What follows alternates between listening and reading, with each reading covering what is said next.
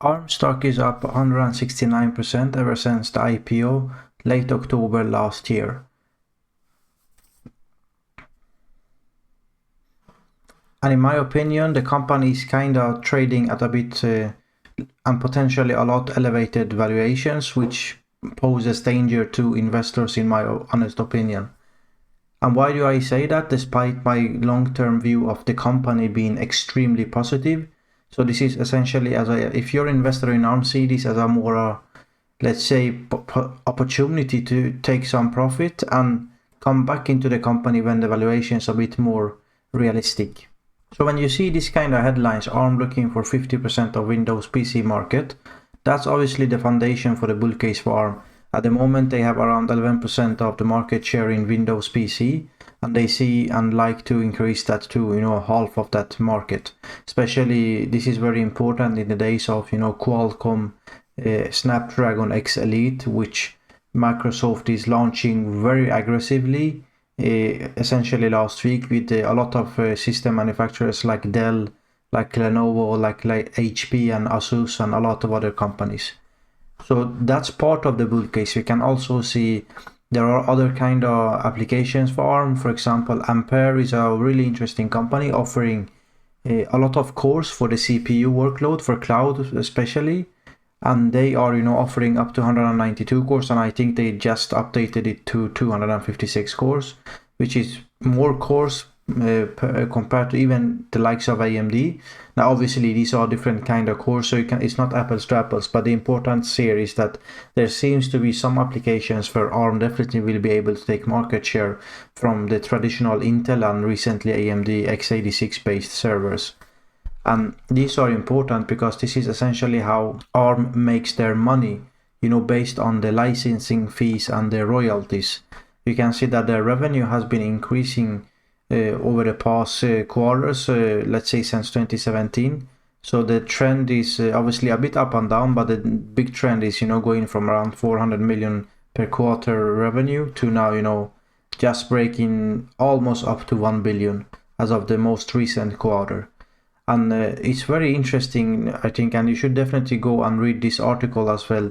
The numbers are very, very, in my opinion, promising for the company in terms of, the company's future. But remember that the company and the stock are not always the same thing. And I think this is a case where the stock has kind of run ahead of the company's future. So if you've been investing in this company, in my opinion, it's a good opportunity to take some nice profit. Whereas if you're thinking of buying this stock, I think it's a bit too expensive right now. Because look at this, the revenue on let's say last 4 quarters is like 3.2 billion. And they make what? They make, let's say around 200 million in income. And it's, a company is valuated at right now 160 billion US dollars. So it's a lot of money, for a company. And right now, according to Yahoo Finance, the PE ratio is 520. Sure, if you take non-gaps, you can all work this number to become much lower, but still it's gonna be trading above PE ratio of at least 100. And the price to sales ratio, I think this sets, if you look at the number here, 160 billion in revenue. And actually, you can also see it if you go to Main Street, you can see that, 158 billion in revenue. And currently the price to sales ratio is almost at 50. So this is very expensive. There's a lot of risk if the market takes a correction of 10-15%. This kind of stocks can fall much more than that.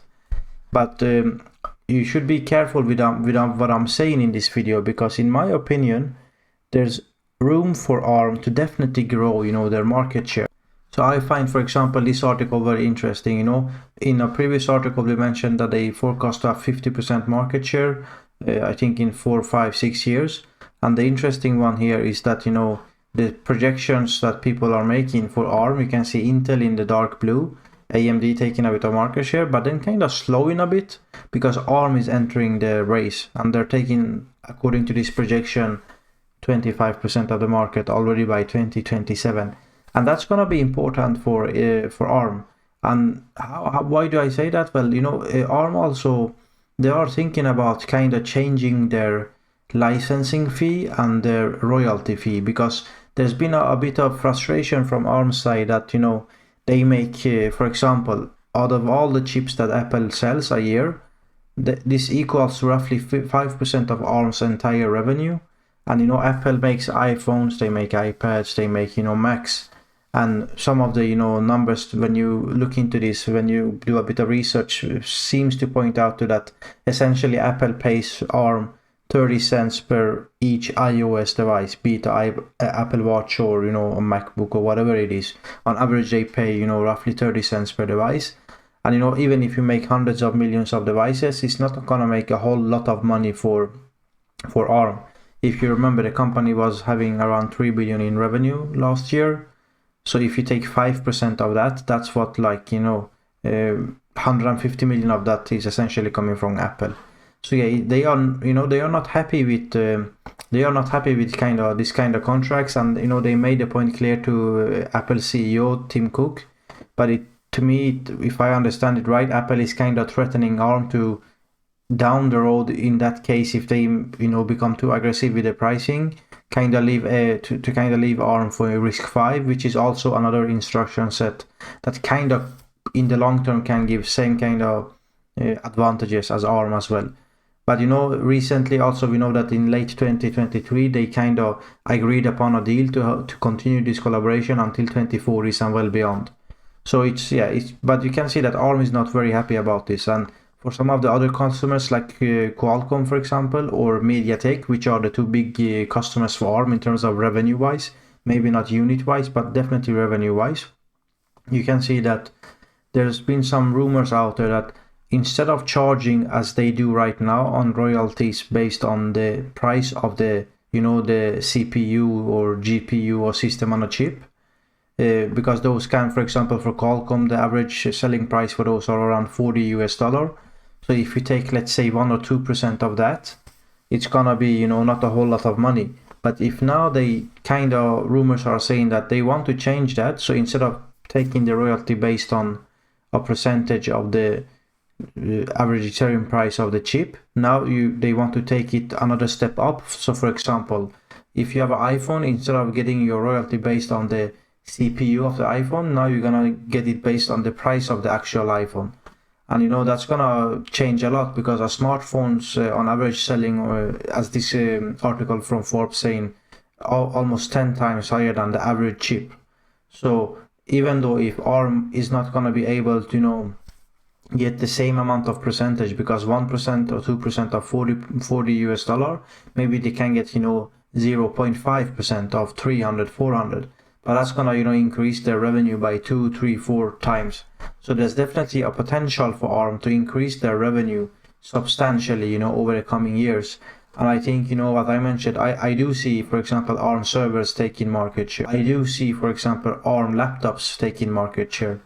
So then there's the additional, you know, the Internet of the Things, you know, your smart, you know, home units, you know, your smart subwoofers, your smart whatever it is, you know. So there's going to be a whole lot of different stuff that's going to be online in the coming 10 years. So the company I'm very positive on, but the stock price not so much. But again, for the company, it's very, you know, this is a very unique company. As you can see that in the light blue and the dark blue are some of their, for example, royalties that they are still getting, not years after, you know, a product is launched. We are talking like decades. Look at the light blue, for example. So in 2023, they are still getting revenue and royalties based on some of the products that was launched already in the 1990s. Like, just think about that, you know. And together with the stuff that was launched in 2009 and 2013, so essentially a decade ago, and anything past that, that's like 46% of the revenue basis. Now, if my thinking is correct, you know, if they manage to get market share in the laptops, and if they manage to change the pricing from, let's say, a CPU based royalty to a more final product based royalty, which would give them in the long term a higher revenue basis, you know, this kind of all their legacy revenue will be less compared to the newer revenue of the newer products. But that's still, you know, important to be safe and, you know that, you know, this is a company that essentially have a safety net of multi-years and multi-decades in many cases of incoming revenue year in, year out. So yeah, for the company, I couldn't be more positive. But I think you should be careful with the price of this stock right now. I think there's an opportunity to take some profit in this space, and just relax. Go look at the likes of Intel or AMD. With much lesser valuation and much higher, let's say, near-term potential in terms of stock valuation. I think that's gonna be more interesting. And if we get a, let's say, stock price closer to 100, I think that's going to be more interesting. Or at least, let's say, just a drawback to 120 or 110. But at these prices, I do think, despite my very positive views on the company's future, because I do believe that they're going to force Intel and AMD and also Nvidia to go into the CPU market with ARM-based solutions. I think that's just a question of time. Maybe obviously not taking the entire market share, because there's a lot of power in x86 as well. But I think like the likes of AMD, as I mentioned on, for example, my last video, there's a lot of rumors suggesting that AMD is looking in ARM already. So yeah, I think that's gonna do it for today. Maybe not the most positive in terms of if you're looking what to invest in, but sometimes I think it's good also to be careful and look into what you should not invest in at the moment, or maybe when it's the right time to take profit. But again, this is not investment advice. I'm just sharing my few cents, and thank you for watching. Please like the video and subscribe, and see you in the next one.